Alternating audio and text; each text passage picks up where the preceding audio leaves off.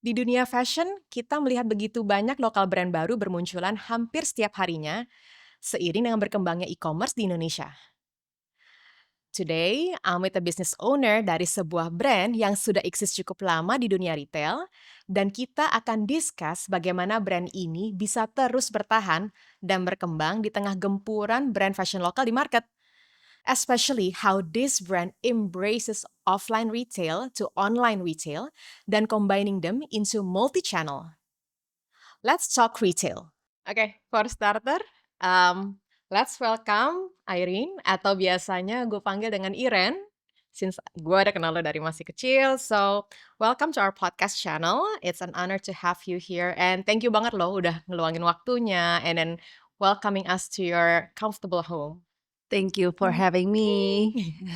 Oke, Ren langsung aja ya, boleh nggak sih diceritain, gimana awal mula journey dari brand yang lo manage saat ini? Sebenarnya udah lama banget ya, ini actually bisnis keluarga yang dimulai sama nyokap gue terutama. Jadi pas lagi gue masih kecil banget, itu nyokap tuh di rumah jahit gitu, dia ngejahit bikin daster.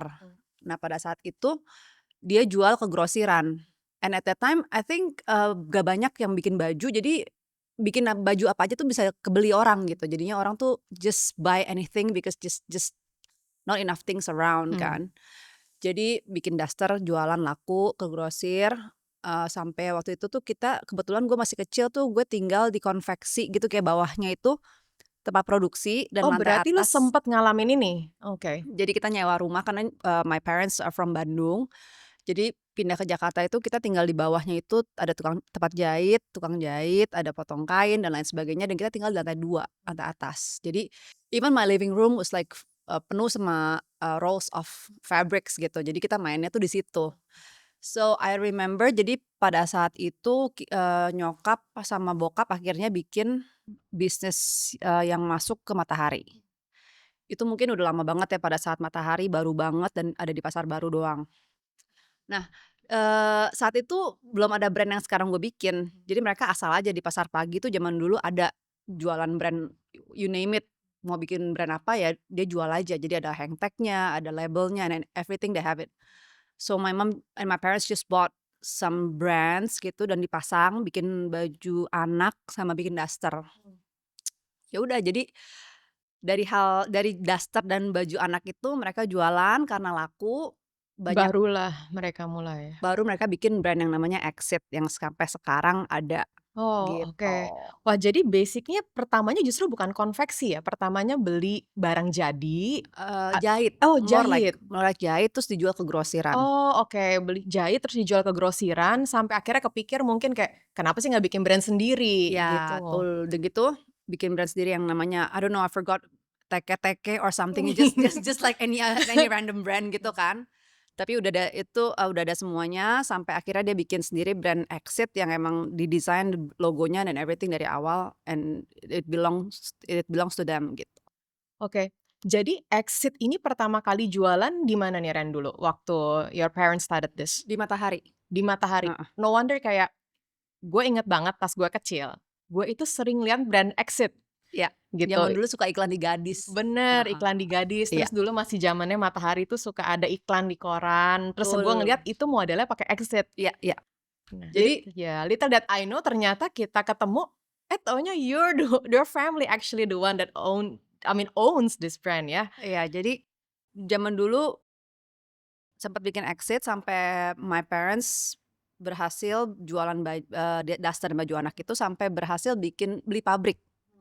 Nah, setelah beli pabrik, mereka attention sama concentration mereka shift to ekspor ke Jepang. Jadi sejak, pindah ke pabrik baru, mereka fokus banget ke Jepang, jadi bisa setahun bisa 4 apa 3, 4 kali ke Jepang. Jadi mungkin nggak terlalu konsentrasi lagi sama si brand Exit sendiri. Agak terbengkalai lah Iya, bisa dibilang si betul. Exit yang sebenarnya brand mereka sebenarnya ya. Iya, jadi kurang berkembang dan dibiarin begitu aja pada saat mereka fokus di, market Jepang. Oh, oke. Nah, kalau misalnya berarti kan kalau misalnya gue bisa tangkep lah ya, si brand Exit ini sebenarnya pas baru mulai nggak ada challenge lah ya, bisa dibilang salah satu pioneer gitu kan, sampai mereka akhirnya fokus ekspor, and then terus Gimana nih nasib si brand Exit waktu itu? Nah, itu kan pada saat dia pindah, ekspor ke Jepang itu pada saat actually I was in, Australia ya, where I met you. Iya. Terus di Australia ini mereka fokus di Jepang aja, jadi exit-nya ini ya udah begitu aja, dikirim barang, yang penting dikirim barang, ada designer tim dan lain sebagainya. Sampai yang tadinya jadi dia pakai ranking based ya, jadinya, mereka suka analyze di ladies sama di youth itu how well we're doing, terus, kalau bisa jangan terlalu ranking paling bawah. But at that time waktu gue udah lulus dari Australia, gue pulang Jakarta itu, my parents ask me to join the company terus bantuin di brand Exit ini. Pada saat gue pegang Exit itu, rankingnya udah hampir paling bawah. Wah, Udah kayak, ya bener-bener nggak diurus lah. nggak Heeh. diurus, pokoknya nggak diurus sampai, ada threat untuk bisa dikeluarin dari Matahari. Nah di situ challenge-nya for me was how to make this brand relevant again gitu. Nah, mungkin untuk viewers yang belum tahu, di sini tuh sebenarnya Exit adalah salah satu brand yang consistently menjadi salah satu top brands di Matahari, which is Matahari as we know is one of the biggest department store chain in Indonesia ya. Nah, tapi kan tadi, lo sempat bilang nih Ren, pas lo masuk ranking 27 ya, bukan ranking sih 27 ya, bisa dibilang, udah hampir hilang lah gitu dari toko bisa dibilang kayak gitu. And how did you strategize sampai akhirnya Exit ini menjadi brand yang gue tahu sebagai salah satu top brands di Matahari? Oke, jadi at that time gue baru pulang with no expertise whatsoever. Jadi I just did anything that I could aja yang gue ngerti. Jadi in the beginning coba-coba, and my parents sebenarnya juga nggak terlalu ambisi banget harus ini brand harus sukses nomor satu. At that time tuh nggak ada pressure sama sekali ke gue. Jadi, oke, here it is, you go for it, anything you want just do it. Dan gue bingung ini bikin minimum quantity berapa? Dan my dad said, "Oh ya berapa aja." Kain warnanya apa, ini apa, everything is just up to me. Ya udah, jadi at that time, because waktu itu gue pulang dari Australia, jadi memang banyak trial and error ya. Jadi yang gue pikir di Australia itu lagi hitsnya apa, gue pikir I can implement that in Jakarta, padahal not at all gitu. Jadi Dan lo nggak ada basic apapun lah ya untuk ngejalanin ini? jadi gue coba aja, jadi gue coba, oh gagal, oke, bikin ini, oh nggak bisa, oke, oh coba quantity segini, let's just try this number, oke ternyata, oh kebanyakan, oh kedikitan. Basically trial and error terus sampai akhirnya, gue coba cari kain, gue ke pasar pagi, gue ke Mangga Dua coba lihat, oh sampai gue nemu satu motif bunga yang menurut gue lucu, jadi gue beli aja, oh dikit berapa, ya 8 roll, oke, just bring it to my factory.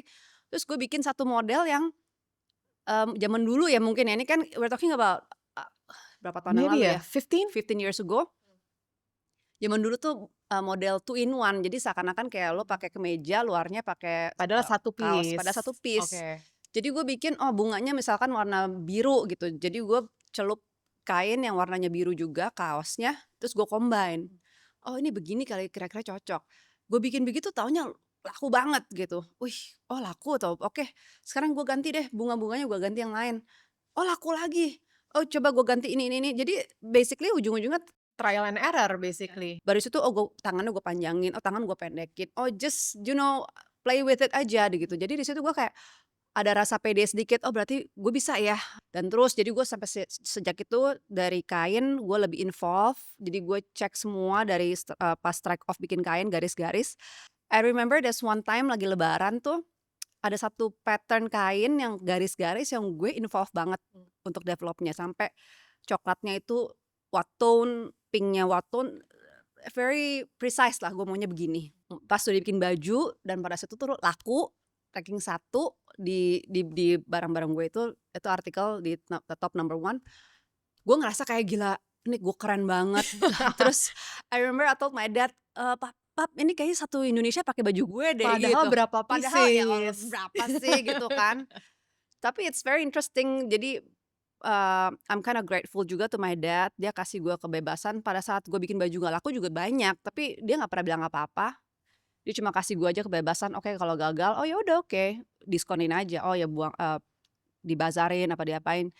Ketika ada barang laku ya kita repeat and things like that. Jadi gue learn by doing. Ya, kalau misalnya gue bilang memang Exit ini gue ngelihat bahwa style-nya itu lumayan beda sama other brands di department store at that time ya. Jadi bisa dibilang cukup advance karena mungkin coming from yang background kan juga gue tau lo orangnya cukup fashionable lah bisa dibilang gitu. And the trial and error lucu sih tadi lo bilang jual berapa ratus piece, dibilang satu di Indonesia mungkin Iya. pakai baju itu. Oke, tapi selain Exit, do you actually, develop another brand untuk department stores? Pada saat itu ketika kita lihat Exit udah mulai ada perkembangan, kita lihat ada market lain yaitu ladies yang lebih ibu-ibu. Kita lihat di situ belum ada banyak kompetitor, jadi kita bikin satu brand lagi namanya Expand. Nah di situ karena mungkin udah punya basic dari Exit ya, jadi bikin Expand tuh gampang, nggak bisa ngomong gampang banget ya, tapi cukup gampang gitu karena kita tahu taste-nya seperti apa, warnanya seperti apa, kita bikin yang agak-agak mirip, tapi size-nya dibesarin, cutting-annya juga lebih ke ibu-ibu, lebih gampang sukses. Iya. Jadinya, kita makin pede, makin tim desainer kita makin besar, kita punya merchandising team juga lebih bagus, sourcing kain juga lebih banyak, jadinya kita bikin brand-brand baru yang sekarang sampai sekarang kita udah ada 7 brand kayaknya. Jadi Wow. we keep cari niche baru, oh ABG belum ada, kita bikin, oh anak-anak belum ada, kita bikin. Jadi we keep, eee, trying to Kita find. coba trying to Iya, find the sweet spot lah basically untuk setiap market yang memang masih ada gap-nya ya, betul betul. itu kalian isi di situ. Oke, tapi this is very interesting karena, viewers di sini juga pastinya, mungkin baru mengerti fashion retail itu seperti apa, dan banyak yang nggak terekspos nih dengan cerita-cerita seperti ini dan apalagi kan dari brand lo sendiri, your family business started di offline. Iya. Ini yang mungkin viewers kita belum cukup terekspos lah dengan dunia seperti ini. Nah, kalau kita mau ngomong deeper ya, gitu, as we know, there's a shift in customer behavior. Itu gue inget banget sekitar tahun 2000-an sampai belasan lah bisa dibilang, itu mulai banyak international brands tuh masuk ke Indonesia. Iya. Terus itu gue juga ingat, di mana brand lokal juga mulai banyak yang membuka tokonya sendiri di luar department stores. Yang tadinya mungkin awalnya consignment stores, mereka bikin concept stores di luarnya, terutama di mall-mall besar. And me personally, bisa dibilang kita sekarang sih nggak muda ya, but at that time bisa dibilang kita the younger generation, di mana udah terekspos dunia luar, kita mulai belanja itu generation kita nggak di department store, Iya. gitu. How did you overcome that challenge? Karena kan waktu itu customer mulai ngerasa, "Ih, nggak cool nih belanja ke dep store. Mendingan gue belanja brand yang di luar." How did you overcome that phase? Ada my personal struggle juga dari sisi idealisme gue sama sisi business side ya. Jadi memang kalau ngikutin idealisme gue ya of course I wanna do whatever I want that yang I like gitu kan. Tapi kan, balik lagi kita for the business sake ya kita lihat market kita. Jadi kita pelajarin lagi, oke memang there are brands yang keep coming, tapi kan kita nggak bisa ninggalin customer-customer kita yang masih ke dep store. Jadi dan kebenaran memang sales-nya masih ada. Ya. Berarti kan even though most people banyak yang mungkin yang di kota besar, banyak yang ke individual stores, tapi Indonesia tuh besar banget. Dan, kita yang lebih pengalaman, kita yang lebih ngerti market kita. Jadi sebenarnya banyak concern ini yang, dikhawatirin sama teman-teman yang lain. Tapi kalau gue sih pede aja karena kita yang lebih ngerti. Jadi kita sendiri juga harus keep changing. Jadi, even brand Exit ini yang tadinya bikin celana pendek, yang bikin kaos, makin ke sini karena memang, masyarakat Indonesia banyak yang pakai hijab, kita mulai cater hijab. Demografi gitu. Betul. Dan di sini kita punya advantage gitu. Jadi kalau memang, brand-brand lain mungkin kemejanya bisa agak apa, low cut, kita bikinnya dinaikin. Some models kita selalu tune apa, color color tone aja kita selalu samain untuk kulit Indonesia. Localization lah basically Betul. key-nya ya. Jadi, it's hard tapi kalau memang kita terus cari cara, kita bisa kok, kita bisa survive. Yap. Oke, so mungkin kalau bisa gue, summary-in ya, ini jadi jawabannya resilience lah yang diperluin sama semua business owner lah bisa dibilang gitu kan. Dari pas pertama ranking 27 and then you manage to, with the team of course sampai jadi salah satu top brand. Terus ada challenge ini juga gitu, orang mulai buka toko di luar Depstore, tapi sebagai brand yang exist di Depstore, you guys can basically overcome, cari tren yang mungkin atau yang lebih bisa dibilang localized lah. Sebenarnya masyarakat Indonesia tuh butuh apa dan mungkin brand luar ini belum touch this market at that time. Nah, ini challenge terbesar nggak sih Rin buat brand exit atau ada challenge lagi nggak setelah fase ini? Oke, mmm, jadi ini seperti hal-hal yang kayak Indonesia banget tuh misalnya kayak misalkan yang kita baru bikin adalah orang Indonesia tuh kalau lebaran maunya pakai baju kembaran. Nah ini kan brand-brand lain nggak ada yang bikin. Nah jadi ini yang kita baru bikin, lebaran kemarin kita bikin Sarimbit Collection, which itu langsung booming banget. Ini hal-hal ini yang brand lain mungkin dari luar negeri nggak ngerti, masa iya sih orang pakai baju seragaman ya kan? Padahal ini Indonesia Indonesia ya, banget, maunya semua satu foto keluarga betul. bagus gitu. Jadi Chinese New Year juga kita bikin seperti itu. Dan kita terus bikin koleksi misalkan ada 17 Agustusan, kita selalu bikin langsung capsule collection yang khusus untuk 17 Agustusan. Jadi mungkin lebih kuncinya sih trial and error ya. Jadi kayak misalkan nih ada koleksi kemarin yang aku baru bikin itu, kita lihat ibu-ibu di Indonesia tuh size-nya mungkin banyak yang lebih besar. Betul. Dan ini mungkin kalau ke brand-brand luar negeri tuh cari size susah. Nah di situ kita bikin namanya koleksi baru namanya body shaping. So, tadi kan banyak banget nih kayak, mitigation atau strategi yang udah lo jalanin ya selama menjalankan brands ini. Nah, gimana sebagai brand offline kita memasuki masa pandemi waktu itu? Covid. Itu siapa yang nyangka sih kalau bisa dibilang business was booming, semua baik-baik aja, and then tiba-tiba awal 2020 we needed to shut down, gitu. Ya, Sebagai business owner, especially yang memang besar di offline, how did you mitigate that? oke. Jadi untung banget sebenarnya kita udah punya sense bahwa business is going online, tapi at that time tuh semua orang masih kayak, susah banget ini enakan di offline, masa iya sih online bener bakal booming. Tapi at that time gue udah kebeneran udah bikin tim, dan udah bikin tim kecil pada saat itu, and I already said, nggak mau tahu gimana caranya tapi kita harus bisa masuk ke brand online ini. Eee, gue ingat waktu itu pada saat itu kita approach Zalora, dan kita masih belum ngerti apa yang harus karena permainnya beda banget, Betul. bener-bener nggak sama sama sekali. Kalau di offline itu you simply have a concept, you display it nice, and you have a good SPG, itu pasti barang kejual, Ya. gitu. Sedangkan kalau di online itu banyak sekali faktor, betapa diskon itu harus ada pelan-pelan tuh naik, atau timeline-nya tuh ada 11.11, ada 12.11 dan lain sebagainya, itu sesuatu yang baru banget buat kita. Tapi pada saat itu kita sering meeting sama tim Zalora atau tim dari yang lain, kita diskusi bagaimana caranya dan kita siap karena memang produksi kita sendiri ya, kita punya our own factory, simplify everything. Jadi kita bilang, "Oke, kalau gitu caranya butuh berapa, kita kita produksi khusus untuk mereka." Nah di situ jadi every time I have a goal, I always, eee, find ways to make it happen. Jadi, oke, pokoknya perlu tim khusus, perlu produksi khusus, produksi.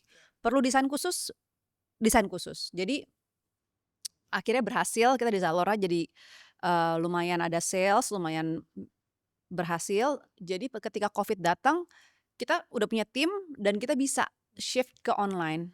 Ya. Sampai sekarang yang tadinya, kontribusinya sangat kecil kita di online, sekarang kita udah punya kantor sendiri, gudang sendiri khusus online, kita punya photoshoot tempat foto studio sendiri, kita punya content creator sendiri, kita punya live studio sendiri, kita sekarang udah punya 3 live studio, lagi bikin 2 lagi. Jadi sekarang udah bukan hanya Zalora lah ya, Bukan, udah sekarang kita multi udah platform sekarang. yes, kita udah masukin semuanya yang tadinya kita di Shopee nggak punya RM, kita bingung, "Ini gimana caranya di Shopee orang bisa jualan bagus, kita nggak bisa." Nah di situ mungkin kendalanya di harga, kita sampai bikin koleksi khusus untuk masuk ke Shopee. Gimana pun juga kita musti bisa masuk ke Shopee dan mesti bisa punya sales yang bagus, dan akhirnya bisa, sampai sekarang kita punya RM. Ketika punya RM, sangat ngebantu ya karena dia akan ngasih tahu, "Oh, you need add sekian sekian sekian amount, you need KOL begini-gini dan lain sebagainya. Sekarang sih kita udah lumayan bisa. Ya, I can imagine itu udah pasti cukup sizable ya, karena biasanya marketplace itu atau e-commerce until you have a sizable volume, itu baru dikasih dedicated, kalau enggak Betul. you just do on your own, find your own Yes, way. yes. But actually, what I heard from your story itu benar-benar quality dari seorang business owner yang dibutuhkan atau leader ya, gitu. Karena you're very solution oriented. Pokoknya masalah apapun nggak usah terlalu banyak berpikir, maju dulu aja deh gitu, finding solusi. Kalau mesti kita grow, kita grow.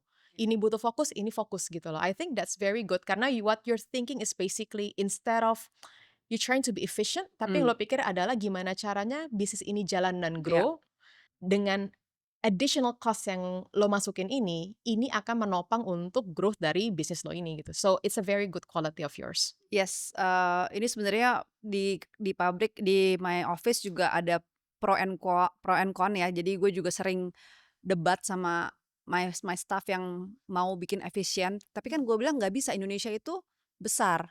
Ya. Lo nggak bisa samain customer di Pulau Jawa sama customer di Sumatera. Benar. Jadi memang what we're doing right now is not really efficient, 'cause sometimes kita bikin lagi untuk Indonesia Timur itu koleksi yang beda, koleksi khusus. Jadi you name it, kita bikin koleksi khususnya banyak banget, tapi memang that's what it takes. Yes, Indonesia exactly. is very big and variety of people. Jadi Preference-nya juga beda-beda. betul. Jadi untuk di Indonesia Timur kita bikin celana pendek, kaos tangan pendek. Kalau di Jawa full semua tangan panjang, rok panjang. Ya memang sekarang kan kalau bisa dibilang dari lu udah ngejalanin bisnis di offline in beginning and then you actually grew in online. And kita kalau mau ngomong post pandemic itu dunia berbeda lagi ya, di mana customers, mungkin udah kangen belanja ke toko, Mmm, ya kan. Yang tadinya mungkin mereka convenient itu belanja di online. Tapi again fashion, people needs touch and feel. Kalau menurut gue sih it's very good for business owners out there to realize that basically kita being accessible to, customers gitu, kita yang ngejemput bola. Mungkin aja sekarang habit customers mereka ngelihat dulu pas lagi weekdays atau lagi kantor gitu kan, mereka browse online, terus pas weekend mereka ke toko, mereka cobain yang mereka beli, atau bisa juga weekend mereka lagi jalan-jalan beli, dan terakhirnya mereka pas ngeliat, "Oh, lagi 11.11 nih." iya, Terus habis itu mereka udah deh betul. check out aja di online cari promo yang paling bagus. And then another thing, kalau misalnya kita kan, sekarang udah mulai gede nih di marketplace gitu loh, terutama certain marketplace. Di situ, mungkin kalau gue mau lihat itu untuk di dunia fashion, banyak sellers yang mungkin mereka berusaha mengembangkan brand kayak punya lo nih sekarang. Iya, iya. Tapi banyak juga sekarang sellers yang beli barang jadi, bisa lokal ataupun mungkin beli dari China. Tapi Mmm, terus mereka langsung, bisa dibilang bakar harga ya gitu, price war gitu. Kalau sekarang bisa dibilang, vest lagi laku, tiba-tiba semua orang jualan vest. White pants lagi laku, semua orang jualan white pants gitu. Dari lo ini, view lo tuh gimana sih dengan peperangan di online saat ini gitu, dengan berbagai macam sellers fashion? kita lebih mikirin sustainability sih sebenarnya. Jadi brand value, dan long term long term business strategy sebenarnya. Jadi kita tahu everything is happening out there, tapi kita nggak ikut-ikutan karena mungkin ya, pasar pasar setiap orang beda-beda. Jadi we choose to concentrate our energy in creating new concept, kayak sekarang misalkan arahnya lebih ke Korean Korean fashion, kita sampai bikin, koleksi khusus yang memang like inspired by Korean market, things like that yang bikin brand ini lebih, eee, keep refreshed. Terus kita juga baru hire agency untuk rebranding si Exit supaya masih lebih relevan lagi gitu.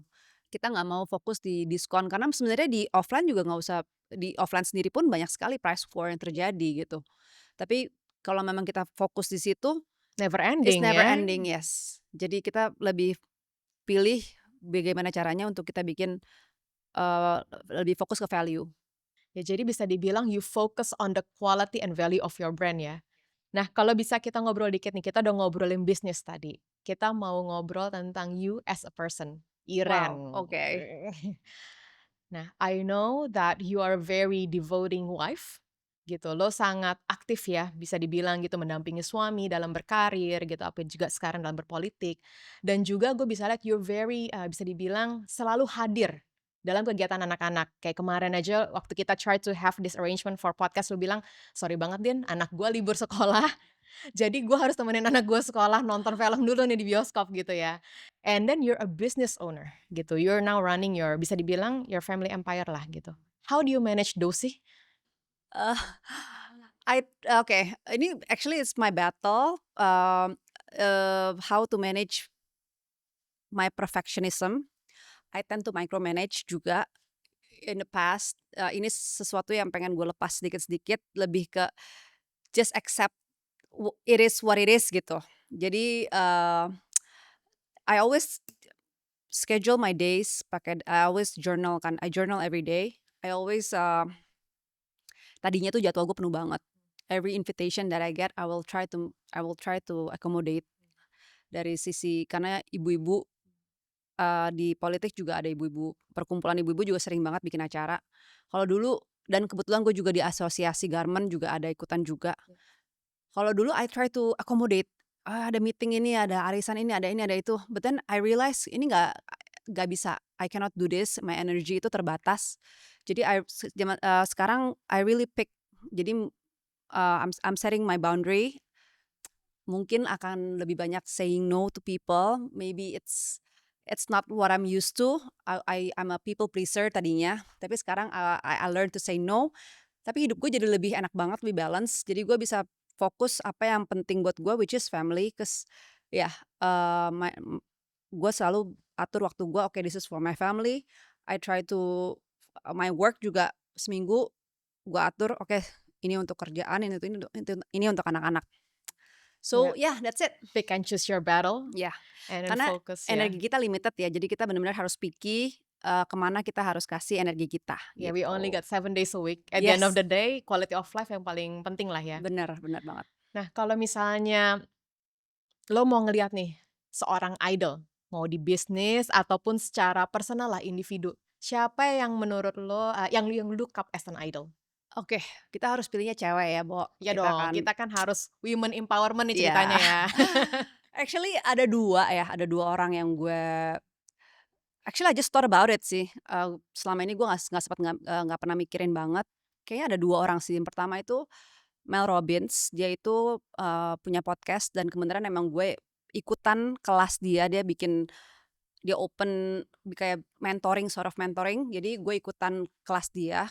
Jadi, kita ada pertemuan online of course, dan dia ngebantu kita kasih goal seperti apa di kerjaan, tapi kita juga harus mindful, which is I really like, cause most people just do without akhirnya badan kita yang Betul. sacrifice. Kalau ini dia kayak, "Oke, let's just go forward," tapi kita harus tetap mindful dan ada take a break and, you know, Ya. take care of ourselves, itu pertama. Yang kedua gue baru nonton juga di Netflix itu Martha Stewart. Gue nggak pernah suka sebenarnya sama dia, gue kayak, "Oh ya oke Martha Stewart, ya oke." But then setelah gue nonton filmnya gue kayak, wow banget dia bisa itu women empowerment banget sampai akhirnya dia bisa masuk ini gue spoiler nggak apa-apa ya? Ya boleh, gue akan nonton Oke, abis ini ya langsung. oke. Gue udah dengerin lo, gue Jadi udah mikir, oke, Netflix, Martha heeh, Stewart, gue oke, harus jadi dia nonton. sempat masuk penjara dan akhirnya di penjara dia malah ketemu, dia malah belajar ngerajut dan malah bikin community, ngebangun community perempuan. Dia keluar dari penjara pun masih bikin podcast sama Snoop Dogg gitu, dia tetap stay relevant, jadi menurut gue keren banget gitu. Gue pernah baca di, buku juga, when something lo nggak familiar with something itu you don't push it away, tapi you're supposed to lean in.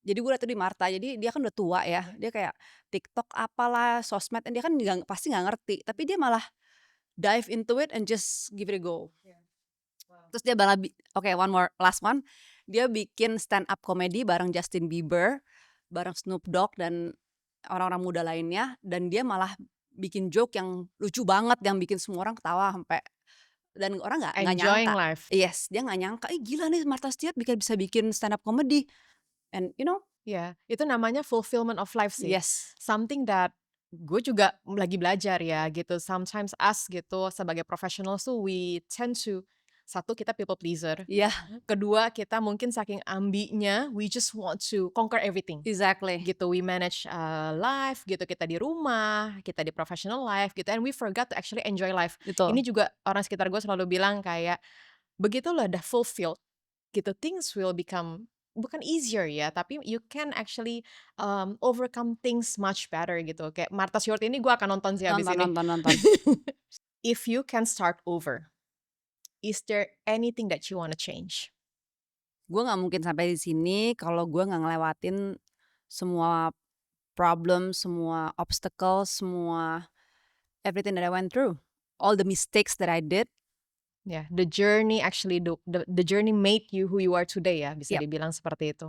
Sampai kepada titik Martha Stewart tadi kan. Iya, bener banget. Oke, last one. Any last insight untuk, business owner di luar sana atau mungkin viewers yang baru mau mulai nih untuk bisnis ini? Oke, ini gue baru baca buku ya dari, Steven Bartlett, nama bukunya The Diary of CEO. Itu di situ dia bilang, jangan takut sama kegagalan gitu, you just have to fail more. Kalau lo nggak berhasil saat ini karena lo belum gagal, lo belum sering gagal, lo kurang banyak gagal.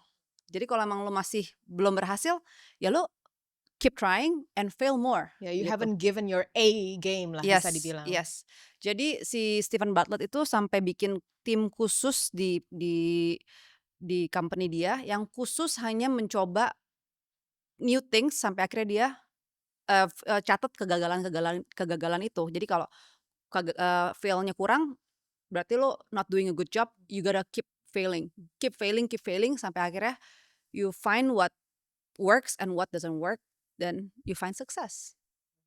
That's very good actually gitu. Karena kita at the end of the day, you repeat and then you wanna change things, mungkin hasilnya nggak akan kayak sekarang ya. Betul. Gitu dengan segala macam kegagalan, lo juga menemukan untuk setiap case itu lo menemukan solusi yang berbeda. Ya.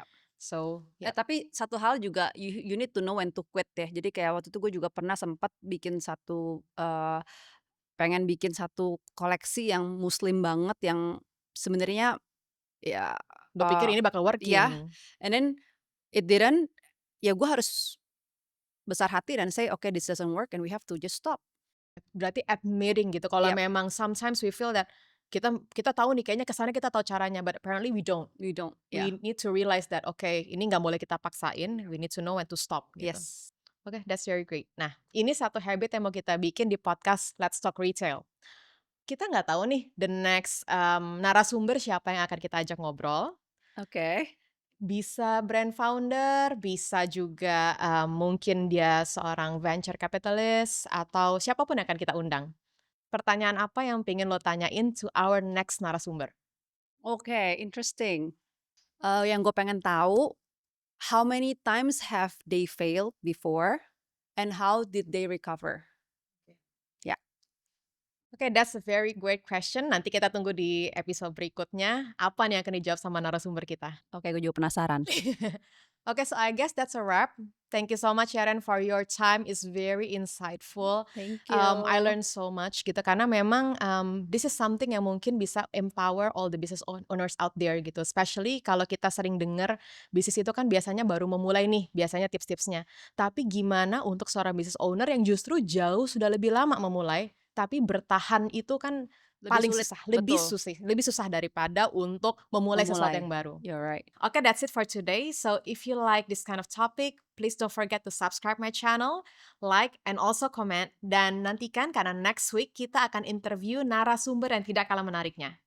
Until next time.